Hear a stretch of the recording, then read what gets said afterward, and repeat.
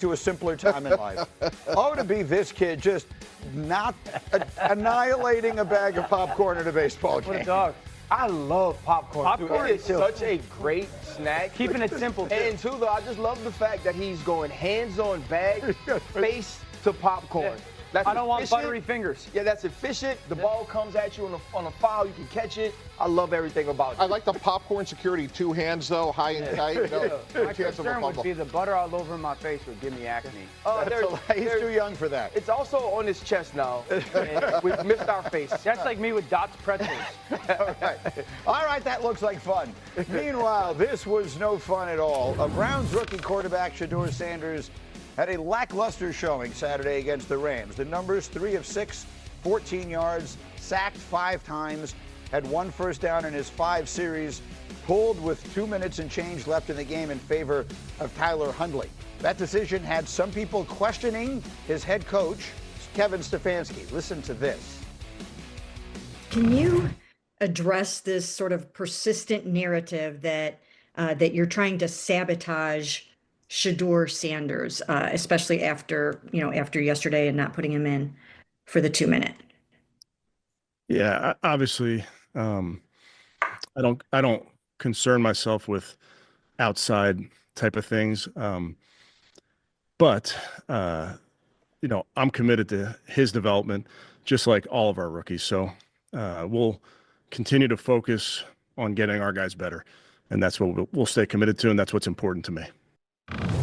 Okay, so just to put this piece of it to bed, all of us sitting at this table think the notion that they're sabotaging him is ridiculous and not worthy of following up on. In fact, RC, I thought you described it very well in our meeting this morning, what it is they are and aren't doing. Yeah, what it is that they're doing is they're treating Shedeur Sanders like a 5th-round pick. Right? We're not covering every 5th-round pick in the NFL hoping that he gets an opportunity to be the starter on day 1.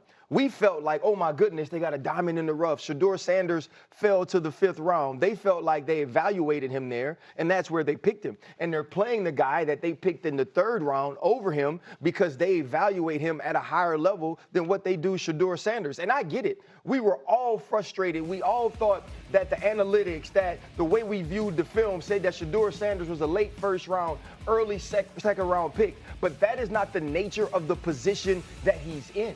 There's a lot of players who feel like they should have been picked at a certain spot, should have been viewed in a certain way. But when you get on these teams, it's about developing the team, not doing what's individually best for a certain player. And that's what Kevin Stefanski has to do. And I get it. We want to say all the reasons why what's happening to him isn't right. But maybe we aren't right on the way that not only the entire NFL viewed him, but now the Cleveland Browns view him as well. So I think that's a reasonable amount to be said on that, right? The idea that a team drafted a player and is now sabotaging his development, candidly, is too ridiculous on its face to even pursue. Having said that, what does the tape show, Dan? What did we actually see? That the bad habits and some of the traits that we saw show up in college were very prevalent this past weekend against the Rams. Holding on to the football, catching the snap and not reading the defense, kind of evaluating what the defensive line is doing, and then trying to see if you can go make a play, and that's the concern. Okay, it's 1st and 10. They want a play-action double move at the bottom of the screen. The route doesn't win, and then the protection breaks down a little bit. You're taught as a young quarterback, protection breaks down, find the closest check down. It's right there, it's 1st and 10. He gets to like the 4th part of the progression backside. That's not really part of it. Get the ball out of your hands. 2nd and 9. This is a spot concept up top. Flat, spot route, and a corner. It goes 1, 2 to 3. That defender tells you what to do with the football. If he goes out, you throw it inside. If he goes in, you throw it outside. He goes out. That ball should go inside right now, and then it's 3rd and 2 and 3rd and 3. But he just predetermines the throw. Motion man is the guy who's going to get the football. This is playing fast. He's going to be wide open in the NFL. Ball has to come out right now with the anticipation. Shedeur moves slowly, kind of trying to see what's going on, and then that creates that sack fumble. So a lot of the stuff that we just saw in college is a big deal. This ball gets snapped at the 48-yard line. Defense has won the rep. Play is dead. Throw the ball away. It's 1st down. But instead we run, and it's a 2.5, 3-yard loss. So instead of being 2nd and 10, we're 2nd and 13. We're dead. Again, here's the opportunity to throw the juke route. Hold, scramble. So some of those things that I was and others were concerned about on the college tape showed itself again.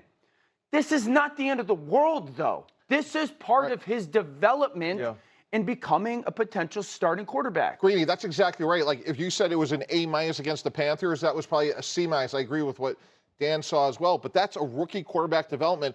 And look, likely he's not going to be the backup. But what I would be saying to Shedeur and Dillon Gabriel is, guess what? This is in pencil. So every week matters, every practice matters, every quiz matters. And a lot of those things can and should get cleaned up. Let me say, yes, I agree with that. But if we're just taking the preseason games and the tape that we have, the body of work between Dillon Gabriel and Shedeur Sanders on tape isn't close. Dillon Gabriel plays at NFL speed, and right now, with the body of work that we have seen, Shedeur isn't there. I agree with that, but I would also say it's August 25th, and we're going to develop you and try to get you better because, to RC's point, we saw a lot of great things at Colorado. His tempo has to get dramatically better, but I have seen rookie quarterbacks improve their tempo, and that's... Mike T, look at that stat from Hembo. His average time to throw was 4.5 seconds.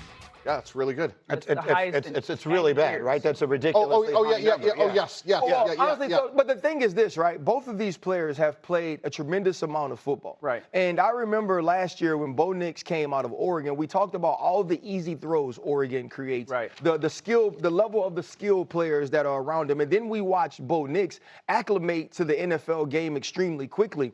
I see a lot of those same traits in Dillon Gabriel. He gets the football out of his hands. He takes the throw that's available to him. He plays on time. And part of whether or not you get an opportunity to get on the field is the people that you're competing against. And I don't mean this in any disrespectful way to Shedeur, because I'm not only a fan, it's somebody I want to see succeed. He doesn't play this year unless everybody gets hurt. If all of these players don't get hurt, I expect that they all get an opportunity to start a game before Shedeur Sanders. Let me get Schefter in here. So what should we now expect? The preseason is now over. How do you see the quarterback room looking in Cleveland? I think you're going to see Joe Flacco start, as they said. Kenny Pickett has not been fully healthy. They're still bringing him back.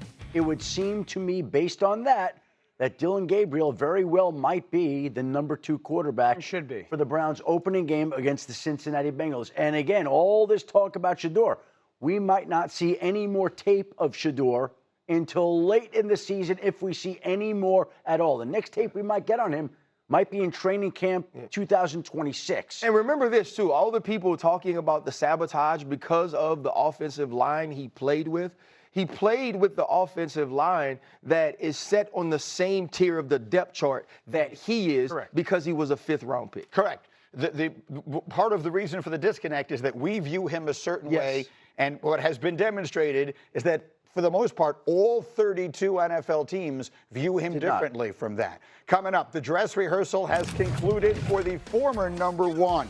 Watch